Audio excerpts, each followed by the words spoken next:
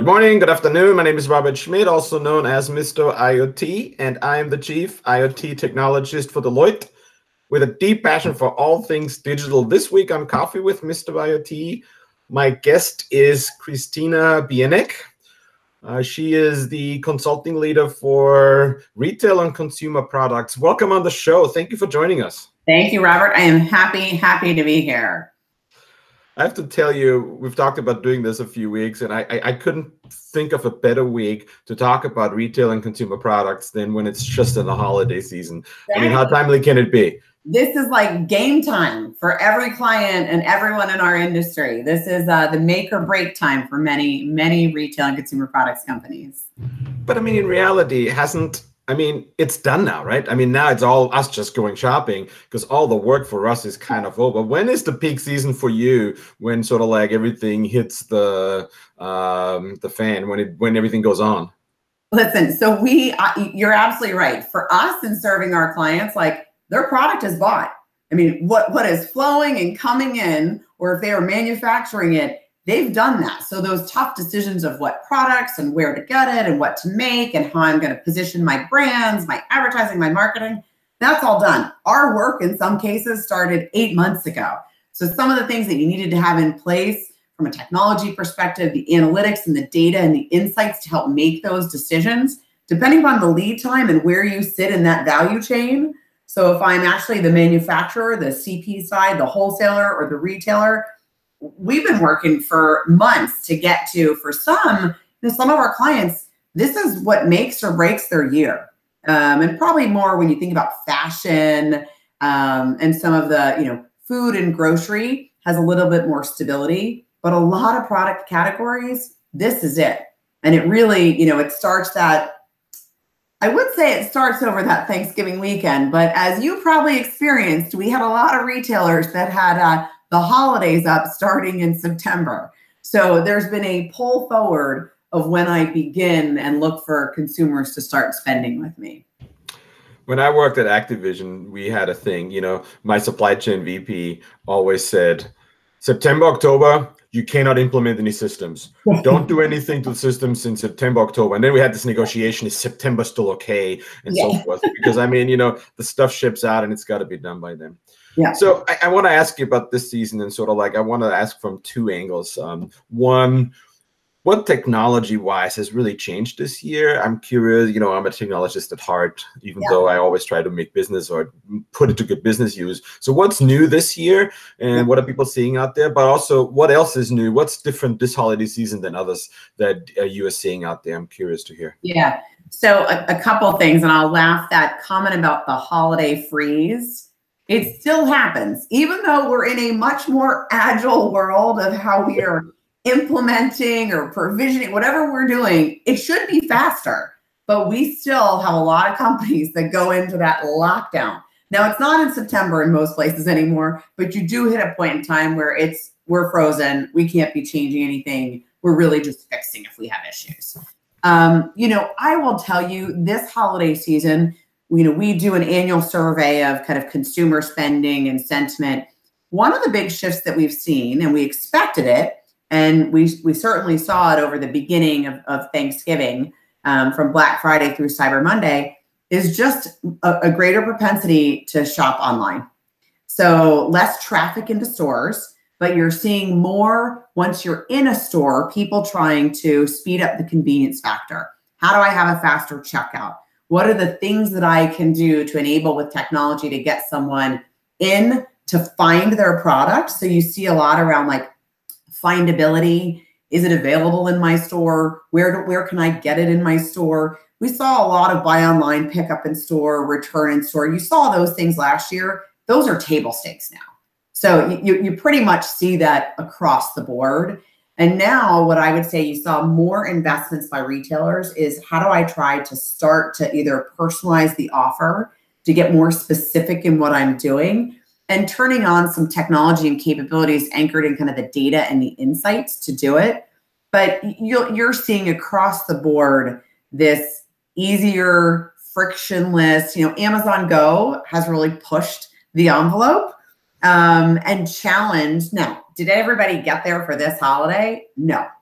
But the Amazon Go store, and really you could say it dated back to kind of the Whole Foods acquisition and this connectivity of Amazon and stores, you're seeing a greater focus on what do I need to do to enable the technology to have a better experience in my store that is seamless to what I'm doing with the consumer online. So how do I make, whether it's a mobile checkout, finding my product, the product pages, the information around it, you're seeing some gamification happening of how people are doing research and what's going on there. So it's a host of things combining really that holistic experience. So I wouldn't say there's one technology, and this is one of the things we're talking to a lot of our clients about, is it's not just buying or enabling one thing, it's how you're thinking about the whole journey. So whether I am just browsing and trying to kind of gather what I might be interested in, or maybe I'm very focused on what I want,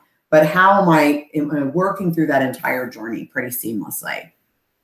So does Amazon Go thing, there's some irony for me in it, and I always have to chuckle that, you know, the company that revolutionized online and really pulled people from stores into online now is going back into stores. But for the people who don't know Amazon Go, can you just tell us a little bit about what that is and what's so special about it? There's only a handful, even that, stores in the country right now. So, but just can you guide us through that journey?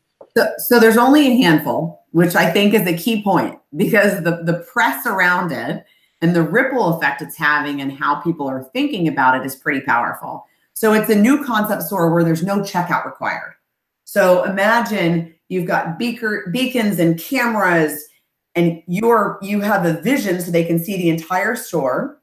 There are sensors on shelves, so I can go and I can pick up something. There's customer tracking, so it recognized me when I came into the store. It knows what I've picked up. It knows what needs to be replenished. So it's like the entire store, from what the consumer sees, is fully automated and intelligent, you could call it. And then I can actually, leave the store, and it knows I didn't have to go to the counter. I didn't have to go and wait in line. So, they launched their first. They have several stores now, and they've just now recently, they're launching a smaller format. So this one is, I think, 400 or 450, and it's really just more prepared meals. And there's talks about going into airports. So is it groceries only, or is it, can I buy books there too and stuff? So there are a few formats that they have now. And there's actually, I believe it's in Chicago, and we have the Amazon bookstore here in DC, where it's actually books and then best-selling, like top-rated items. So they have a few interesting formats that they're testing being in retail space in a physical store. And there's actually a store where you can go, and it is all of the best-rated items, and it plays to the idea of showrooming as well. So this concept where I don't have to have everything in the store, but I can seamlessly purchase and have it delivered to me. You combine that with the speed of delivery in some of those cities, it's really changing the paradigm of, and has been, but now it's really bringing it to life. And you've got parts of retail that never thought they would be impacted that are really having to rethink, what is my version, or how do I leapfrog it? Another interesting one that's had a lot of press over the past couple of months is, Kohl's actually has a partnership with Amazon. And you can return products into in 100 stores. So, from a Kohl's perspective, they are helping to process the Amazon transaction, but they're getting the foot traffic into their store with the hope that when she comes in to return that, she walks through the Kohl's store and picks up some other items, and there's a Kohl's transaction on the backs of that. So, but isn't it true that the company that has the best return is so far ahead? It's the hardest piece to do, but it's also the piece where if I go somewhere and I have a crappy return experience, I'll never go back. Because there's sort of like this whole, how can I get back out? You won't go back. If you have to wait in a long line, you're irritated over it, if they give you a hassle. So, we often forget that customer journey. So if you think about the whole experience that you as a shopper have with a given brand or retailer, it is all parts of it. A bad experience on the back end can make you just as frustrated as if you can't find your product at the beginning. So does Kohl's actually keep the product and resell it, or do they ship it back to Amazon? No, they are the processing center. So Oh, okay, so they don't keep it. It's not like now I get a discount if I get the Kohl's on returned Amazon product. and you're bringing your product in and you don't have to have it packaged. So that's one of the key differences. I don't own a printer anymore. See?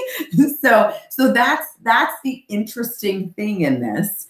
I think we're going to see more combinations and partnerships of people working together and enabling technology in different ways. There's a lot of conversation around when will we see some of the augmented, the digital reality really come to life in retail. I think you're going to see it across different partnerships and maybe different types of retail. So what we may see in a grocery store could look more like, look, I'm going in, it's about convenience, finding my product and getting out easily. If I'm in more of a luxury store, I need to touch and feel, and maybe I do want to actually try on and have an engaging experience with an associate, I might enable technology in a different way that allows me to see or experience or see what that might look like in an environment. Or if I'm buying a sofa and I want to see how it would fit into my room. I think the spectrum of how IoT and these technologies comes to life is going to look different based on who I am, my value prop, and how I'm engaging with my end consumers. Very interesting shopping experience and how it's going to change with technology. If you're just joining us, I'm Robert Schmid, the Chief IoT Technologist for Deloitte, and you're watching Coffee with Mr.IoT. Today, I'm talking to Christina Bieniek, and we're talking about Santa IoT technology in retail. So I want to ask you something, and then I have two questions. And the first question is, so Amazon Go, I love it. I find it interesting. I'm all in. Yet I do know there's a certain creep factor when people feel like, oh, now they're going to track me where I walk around in the store and so forth. Yeah. And so that's my experience and what I've seen. And I personally have to say that I've been a little bit disappointed in how tentative retail has been in terms of engaging some new technologies. And I think it has to do with margins and all this kind of thing. So I get it. But I've seen more in factories, for example, that they do and so forth. But now with Amazon Go, I wonder, how do other clients deal with the creep factor? What do they think? And what are they pushing into? What are the things that you're going to see like really going to come down next year? So I'm switching from this Christmas. What's going to be next Christmas? What do you think? And I know we have a really connected store too, so I'm sure you'll talk about that. And I'm going to shut up because I've asked too many questions already. So look, the creep factor is heavily, heavily debated at our clients. And there are mixed opinions. I think there is a certain sentiment that says at some point in time, it becomes somewhat acceptable that if you're doing it in a well-intended, helpful way, and you can get the consumer to understand that. So if me walking into the store with my device helps me to know that I'm here, you to know that I was searching something online and direct me to where that is in the store, I actually don't mind. It's if you abuse that relationship and you're blasting me inappropriately or tagging me for things that don't fit. And so this is where I think the balance for retailers is, how do I find that the right way to engage based on who I am? There are some product categories and retailers where they don't want anyone bothering them. Like the consumer expects a self-service model. They're not looking to be followed in a store. They don't need to be directed. Maybe it's just better content and product information. There's others where it can be the direct opposite. So I think when we look ahead to next year, we are going to see for sure greater data and insights that are going to drive a more granular, personalized touch point across all touch points. So whether it's in store, whether it's online, whether it's product recommendations, the winners from a retail perspective are going to be the people who can get more granular to understand subsets or cohorts of their consumer population and best meet those needs. So I think that is hands down one thing we will absolutely see. I think you will see more people focused on, whether you call it frictionless checkout, seamless checkout, whatever you want to call that experience that allows me to get in and get out, particularly once I've identified what I want to purchase. Do you have shrinkage numbers on this?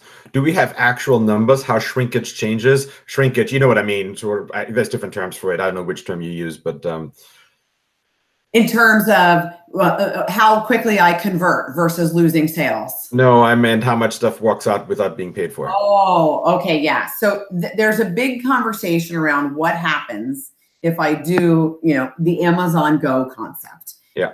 Too early to predict what will really happen to shrinkage. But look, a lot of our clients face a shrink challenge already today. So this gets into like, do you do it across all product categories? How might you do it differently? I'm not sure I'm going to have, a just walk out the store on a $2,000 item. So I think there will be some variation on how they do it. But you see some retailers dabbling with it now. It's not quite seamless, but you've got somewhere I can be in line and I can do a scan and go with my mobile app for certain products or certain categories. So you're seeing it. I think we'll see more of it next year. And I think we'll see more. The other thing that everybody's trying to solve is how do I quickly have product ready and make that last mile of delivery as fast and efficient as possible. So I think we'll see some interesting things that could be consumer facing to make that easier, whether it's scheduling, whether it's the offerings of how I get the speed of my delivery, the ease again of that experience when I go to pick up my product. I think we'll see more of that as well next year. I've personally experienced now that I shop both at Home Depot and Lowe's. Okay, so I'm not discriminating here. Yeah. But I go on the online app, and so first of all, I'm really picky on search. If the search isn't good, because I mistype, right? And we're so used to having mistyped words still find what I want.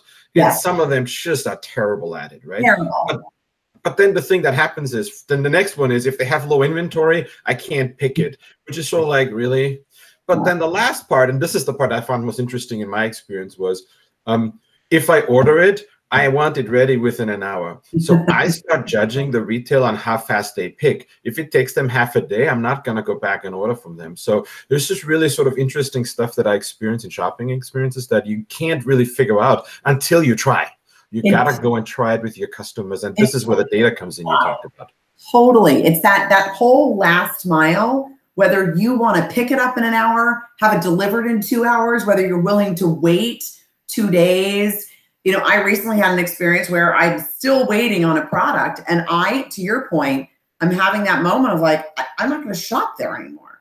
Like, and it's also, if someone's not communicating to give me the update, even if I'm willing to wait, but there's no seamless communication of when it's going to get here, I'm even more frustrated. And this definitely varies based on the product category, what my willingness as a consumer is to just demand it right there in the moment, expect you to have it in stock, expect you to have it ready in an hour or shipped to my home. And really the tough thing for retailers is it costs money. I mean, they are all in a fight to figure out how to optimize that supply chain so that I can get something in the way the consumer wants it based on that product category as cheaply and most efficiently and kind of effectively in a seamless way. This is, I think we sometimes underestimate. We spend a ton of time thinking about the automation and things we can do around the front end of the experience, but getting that product to the end consumer and what I'm doing to invest on that, I think is equally as important for all of our retail clients. Who is the most scared of Amazon Go? I think all grocers. All our clients, it's sort of like this is I'm screwed no matter what answer. It's kind of like, it doesn't matter how big you are. Many would say, and you could read this anywhere publicly, there's a full-on battle between Walmart and Amazon. We don't have Alibaba here, but if you really were going globally, many would put them in that bucket. But I got to tell you, if I'm a convenience store, I'm fighting to say, how and what do I need to do? If I'm a drugstore, I'm trying to fight for share of some of those same product categories. If I'm a grocer, I've got the same fights going on. And then you've got your kind of bigger box players, your mass players. So it's pretty holistic in terms of, but here's the other thing that I would say, Robert, that I think is interesting. it's changing consumer expectations. Mm-hmm. So once something starts to get out there and get mainstream, and this is what we saw several years back, everybody has to have some form of buy online, pick up in store, return from store, because once a certain number of people started to do it, it just pivoted to be an expectation. And the tough thing is, if I'm a retailer that sells things that are $5 per item, for example, versus 90, I've got a much different margin to work to deliver that product or to fulfill those consumer expectations. So I think we are, it is pervasive across every format. Kind of what does this mean? When does it scale? And what's that tipping point where there's just an expectation that everybody can do it? That's awesome. Thank you. Even though you didn't give me a direct answer, I thought it was a great answer. Thank you. We love everybody. I know. It's just, I totally get it. So I want to switch to sort of like you. You've been with the firm how long? You know what? I just hit 7 years. Congrats. I just hit 4. I joined in November 4 years. I rejoined in November 4 years ago, I should say. So congrats. Oh, well, you might have more tenure than I do, but we're kind of newbies, I like to think sometimes. Very nice, very nice. So I wanted to ask you, you were top 25 consultants in 2014. How do I get this in 2019? What do I have to do? Oh, wow. Here's what I would say, and I say this to people that know me well. I love this job. I get up every day and I think retail consumer products. I feel like we shape the way the world lives and works every day. And so for me personally, when I think about that award, it was really about the clients and teams. Like those are the two things that I love is our teams, being in a team room, being in the thick of the battle with our team, and then our clients, just solving complex problems. And the thrill and the adrenaline that you get when you're in the chaos, you're not sure how you're going to get it all done. And it's the combination of just our people, the teams that we have and clients that I love. And I will index all day long on those two dimensions. So I think, if you're looking at 2019, teams and clients, put a little IoT magic around that and maybe you can make it happen. Come on, have you seen our rubber duck factory yet? We have the app called Virtual Factory by Deloitte, and we're making rubber ducks on that. So augmented reality. I think this is going to be, by the way, to end on that note. And if you had any thoughts on this, I'd be happy to hear them. But I think augmented reality will sort of like the Pokemon Go phenomena will hit us all in other ways that are not gamified, but actually meaningful. What do you think? I think that's right. We have a connected store experience in one of our studios, actually in New York. And we have brought in several elements of augmented reality, and it's not in a gamified way, but really allowing me to see, one was like a true visualization of me with product on. We had another where you could see a table and we had, it was actually with footwear. We had a couple different pieces of footwear there and we were able to move one, put it on, we imposed another, and in very simple ways that a consumer could do it. And I could walk through a shopping experience with some augmented reality elements that were real, and they served a purpose. I think that's the key.